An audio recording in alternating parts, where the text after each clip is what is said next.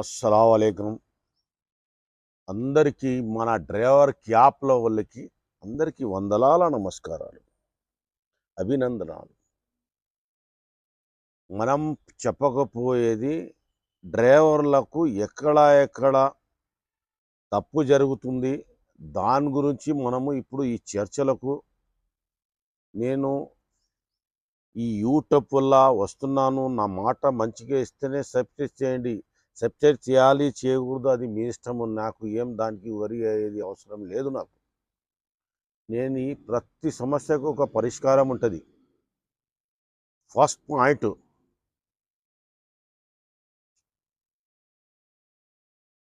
Point మన video cap వాళ్ళకు చెప్తున్నాను నేను. ఎల్ఎల్బి చదువున్నారు, 10th చదువుతున్నారు, అది చదువున్నారు, అది చాలా బాగానే ఉంది, నాకు చాలా బాగా నచ్చింది. ఫస్ట్ పాయింట్, ఇక్కడ హైదరాబాదులో తెలంగాణలో 15, 20 సంవత్సరాలు 30 సంవత్సరాల నుంచి నడిపిస్తున్నారో వాళ్ళకు ఒక బ్యాచ్ వాళ్ళకు ఉండాలి. ఆ బ్యాచ్ వాళ్ళకు ఓలా ఊబర్ వాళ్ళు ఫస్ట్ ప్రిఫరెన్స్ ఇవ్వాలి. వీళ్ళు అక్కడి నుంచి వస్తున్నారా, వీళ్ళు అక్కడి నుంచి వస్తున్నారా అనేది మనము అది చూడము. ఒక ఫ్లాట్లో దిగితే అందరు వస్తారు, అందరు మాట్లాడతారు, అందరిది క్యాప్లు వస్తాయి, అందరిది మనం కలిసిములిచి ఉండి బంగారు తెలంగాణ తయారు చేసినాము. ఇది ఎక్కడ తప్పు జరుగుతుందంటే ప్రతి చోటు ప్రతి ఐటమ్ మీద రేట్లు పెరుగుతున్నాయి. అన్నీ పెరుగుతున్నాయి, అన్నీ బాగానే ఉంది, అది చాలా బాగుంది.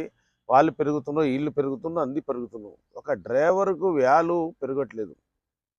ఈ డ్రైవర్కు వాల్యూ పెరగాలంటే మన ప్లేన్కి పైలట్ కన్నా డ్రైవర్కి వాల్యూ ఇవ్వాలి. చిన్న చూపు చూడకూడదు. రెండవది, ఒక పైలట్కి అయితే ఒక ప్లేన్ నడిచేవానికి ట్రాఫిక్ ఏముండదు. మన డ్రైవర్లకు ఒక్కొక్క క్షణము ఒక్కొక్క పాయింట్ మీద మనం పోతున్నాము. ప్రాణంలో ప్రాణం పెట్టుకొని మళ్ళీ ప్రాణానికి బతికించి మళ్ళీ వాళ్ళ స్థలానికి వదిలేస్తున్నాం మనం. వాళ్ళ ఇళ్ళకి కానీ ఆఫీసులకి కానీ వాళ్ళు ఎక్కడ పోవాలంటే అక్కడ ఇస్తున్నాం. ఇంత ట్రాఫిక్లో ఇంత ఇబ్బంది పడి ప్రాణానికి తాగాడ పెట్టి ఇబ్బందులు పెట్టి చాలా కష్టాలుగా వీళ్ళకు తీసుకొని ట్రాఫిక్ ఉంటే ఏసీ వేయమని ప్యాసింజర్ చెప్తారు. ఏసీ వేయడం మంచిదే, కానీ నాన్ ఏసీలనే ట్రాఫిక్లో 20 ఇచ్చేది మైలేజు 15 కిలోమీటర్ ఇస్తుంది. మళ్ళీ ఏసీ వేసిన తర్వాత 10 కిలోమీటర్ ఇస్తుంది. మీరు ఏం చేస్తున్నారంటే ఆ ఏసీ వన్కి కూడా అంతే పైసలు ఇస్తున్నారు, నాన్ ఏసీ వన్కి కూడా అంతే పైసలు ఇస్తున్నారు. ఇది ఓలా ఊబర్ది అన్యాయము. కాస్త కూస్త మీరు కూడా దయచేసి మీ రేటు ఓలాకు కూడా చెప్తున్నాను, ఎవరన్నా ఎక్తాలు ఓలా ఊబర్ వాళ్ళు ఎక్తాలు చేశారా, అది మంచిది కాదు, జనాలకి ప్రజలకు మంచిది కాదు. ఎందుకంటే ఈయన రేటు పెంచినాడనుకోండి, ఓలాలో రేట్ దించుతారు. అంటే ఇది ఎవరి వల్ల అవుతుందంటే మన డ్రైవర్ల ఈనూటి ఒక్క సంఘంలాగా, ఒక ఫ్యామిలీ కిట్ లాగా ఎప్పుడు రోజు తయారవుతుందో అప్పుడు ఇది సమాజం బాగుపడుతుంది. ఎందుకంటే మనము ఒక ఫ్యామిలీ కిట్ లాగా అవ్వట్లేదు. మనం తప్పు అక్కడిది. ఎవరో వచ్చారు, డాక్టర్ గారు వచ్చారు, ఒక యాక్టర్ గారు వచ్చారు, వానికి ఎక్కించకపోతే వాళ్ళు 2,000 ఇస్తాడు ఆయనకు, బంజారాకి వదిలేస్తే అదే 200లలో వేరేవాడు పోతుండు. ఆ టైంలో ఆ సమయంలో ఆ డ్రైవర్లు వెళ్ళినప్పుడు ఆ 2,000 ఆయనది పోయినట్లే లెక్క. ఏదో ప్రేమానగంలో ప్రేమగా మొహబ్బత్గా ఏదో ఇస్తారు, వాళ్ళు తీసుకుంటారు, గిఫ్టో అని ఇస్తారు. అది ఆశలో ఆ హీరోకి కూడా చూస్తూ ఉంటారు. ఎయిర్పోర్ట్లో ఎదురు చూసి ఫోన్ చేయగానే పోయి ఆయనకి ఎక్కించుకొని వెళ్తారు. ఇట్లాంటివి కూడా మంచిగా కొన్ని హీరోలు కూడా, యాక్టర్లు కూడా చాలా సాయం చేస్తున్నారు. ఇట్లా కాదు అట్లా కాదు, ఏదో పేదరకం ఉంది, మనం కూడా చిన్న కాడి నుంచి వచ్చినాము, పైన వచ్చినాము, మనది కూడా ఆర్థిక పరిస్థితి బాగలేదు. అప్పటి నుంచి వచ్చిన వాళ్ళు చూశారు, పాత మనుషులు అష్టాలు కష్టాలు చూసి 2,000 ఇచ్చే దగ్గర 2,000 కూడా ఇచ్చారు. వీళ్ళు హ్యాపీగా తీసుకున్నారు. ఇది జరిగింది. రైట్. మూడోది నేను చెప్పేది ఓలాకు కానీ ర్యాపిడోకు కానీ వీళ్ళకు ఏసీలో ఒక రేటు, నాన్ ఏసీలో ఒక రేటు చేయండి. నాన్ ఏసీలో అంటే మీ ట్రాఫిక్లో పోదు, ఎవరు ప్రజలు ప్యాసింజర్ ఎక్కడు. ప్యాసింజర్కి కొద్దిగా గాలి వచ్చింది, ఎండ తగిలింది, ఏదైనా బండి పక్కన ఉంది, ఆ సైలెన్సర్ స్మోక్ వచ్చేస్తుందని అద్దాలు ఎక్కించుకుంటారు. ఫస్ట్ ఏసీ ఉంటేనే కూర్చుంటాను, లేకుంటే దిగిపోతాడు. ఎక్కడ న్యాయం? అప్పుడు ఏమేం జరుగుతుంది? బండ్లలా క్లచ్ ప్లేట్ అరిగిపోతుంది, ఇంజన్ రింగ్లు అరిగిపోతాయి, ఏసీ గ్యాస్ తగ్గుతుంటుంది. ఈ అన్నీ ఒక ఏసీ వల్లనే ఎంతో ఇంజన్కి చాలా ఇంజన్కి పైన ఎఫెక్ట్ పడుతుంది. ఎందుకంటే లోడ్ పడి ఏమవుతుందంటే 4 పిస్టన్ల మీద మనుషులు కూర్చుంటే 2 పిస్టన్లు పనిచేస్తుంది. ఏసీ వేస్తే ఒకటే పిస్టన్ మీద బలం ఉంటుంది. ఆ ఒక పిస్టన్ మీదనే ట్రాఫిక్లో వెళ్ళాలి. ఆయన అప్పులు కానీ తప్పులు కానీ ఇంజన్ పోని పాడవని ఏవని. ప్యాసింజర్ ఏం చేస్తాడు? 200 ఇస్తాడు, దిగేస్తాడు. ఇప్పుడు డ్రైవర్ పరిస్థితి ఏం కావాలా? వాళ్ళు 1,00,000 కిలోమీటర్ తిరిగే బండి కూడా 50,000లో ఖరాబ్ అయిపోతుంది. వాళ్ళకి ఈఎంఐలు అది ఇది ఫైనాన్స్ కట్టలేక వాడు చచ్చిపోతాడు. బండి ఇంజన్ పాడైపోతుంది. అప్పుడు 50,000 1,00,000 కిలోమీటర్ నడిచే బండి 50,000కి పాడైతే అది గ్యారేజ్లో పెడతారు. గ్యారేజ్లో పోతే వాడు 1,00,000 1,50,000 ఎంతనో అంత తీసుకుంటాడు, మళ్ళీ చేస్తాడు. అది 3 నెలలు 2 నెలలు 1 నెల అయితే ఇంజన్ చేయడానికి మనకు టైం సరిపోతుంది. మూడోది ఈఎంఐలు కట్టలేకపోతున్నారు. ఇట్లాంటి మనది ప్రశ్నలు ఉంది. ఓలా ఊబర్కి నేను ఒకటే చెప్పేది, వాళ్ళకు కడుపు నిండుగా కొద్దిగా పైసలు ఇవ్వండి. ఆ కంపెనీ వచ్చింది, ఈ కంపెనీ వచ్చింది, 2 కంపెనీలు కూడా రెచ్చిపోయేది. మన డ్రైవర్లు ఈయనట్టు ఒక్కరు అవ్వరు, ఒక ఫ్యామిలీ కిట్ లాగా అవ్వరు. ఎందుకు అవ్వరంటే వాళ్ళ కష్టాలు వష్టాలు వాళ్ళ పనిలో ఎక్కువ ఉంటుంది. కొందరికి సొంతం ఇల్లు ఉన్నవాడు ఆరే పోనీ మనకెందుకు వచ్చిన కాడికి సాల్లే. మీరు కూడా ఏం చేయాలంటే ఓలా ఊబర్లో పెట్టిన వాళ్ళకి ఈఎస్ఐ కార్డు ఇవ్వాలి.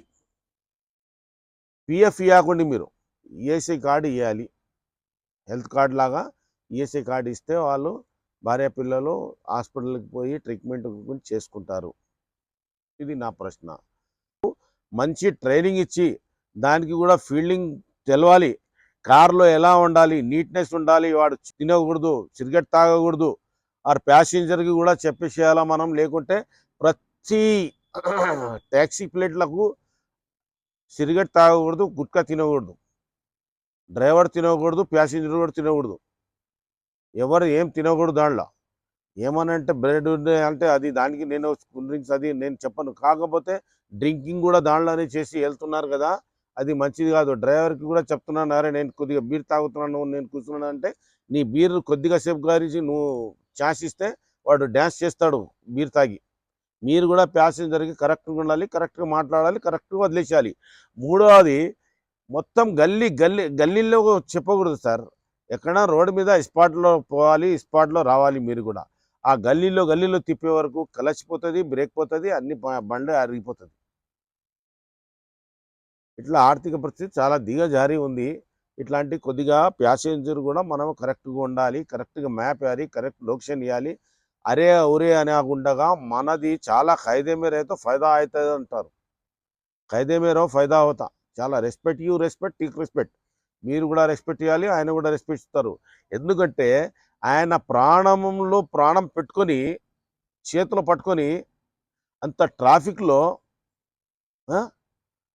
కాపాడుకుంటా తీసుకొని ప్రశాంతంగా వెంకల సీట్లో కూర్చోబెట్టి ఏసీ ప్రశాంతంగా నువ్వు ఎక్కడ ఆఫీస్లో పోవాలి అక్కడ ఇస్తున్నాడు.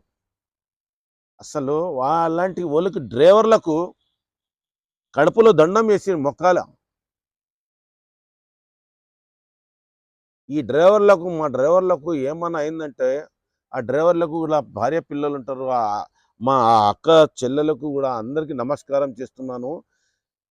ఎప్పుడన్నా మనము మన ఇంట్లో మన భర్త బయటికి వెళ్ళేటప్పుడు ప్రశాంతంగా వెళ్ళడానికి ఇవ్వండి. ఎందుకంటే ట్రాఫిక్‌లో చాలా జనాభా పోతున్నప్పుడు చాలా కష్టాలుంటాయి. ఆయనకి ఏం చెప్పకుండగా ఆ! మంచిగా పోయి లాభంగా రాండి అని చెప్పండి. నా మెల్లంగా ఈ లాభంగా రాండి అని చెప్పండి. ప్రశాంతంగా ఎళ్లి రాండి అని చెప్పండి. ఒక మాట నా మాట. మీరు గూడా అక్క చెల్లెలు గూడా కరెక్ట్‌గా వాళ్ళకు గూడా కరెక్ట్ టిఫిన్ గిఫిన్ చేసి ఇయ్యండి. ఆ పైసలు గూడా మిగులుతాయి. వాళ్ళు గూడా హోటల్‌లో తినడానికి సిద్ధంత లేదు. హోటల్‌లో ఏం చేస్తున్నారు, ఏం లేదు అది తెలట్లేదు. ఏం మాంసం పెడుతున్నారో అది తెలియట్లేదు. మసాలా, మిర్చి కలపగానే ఆ టేస్ట్ వస్తే ఎంత బాగుంది అంటాడు. ఇదే మనకు హైదరాబాద్ రుచి. విన్నారా? హైదరాబాద్‌లో ఎంత హెల్ప్ చేస్తారో అంత ఏ స్టేట్‌లో గూడా నేను చూడలేను. మన హైదరాబాద్‌లో బాత్రూమ్ ఎక్కడ ఉందంటే కూడా చూపిస్తాడు. భోజనం హోటల్ ఎక్కడ ఉంటుందో చూపిస్తాడు.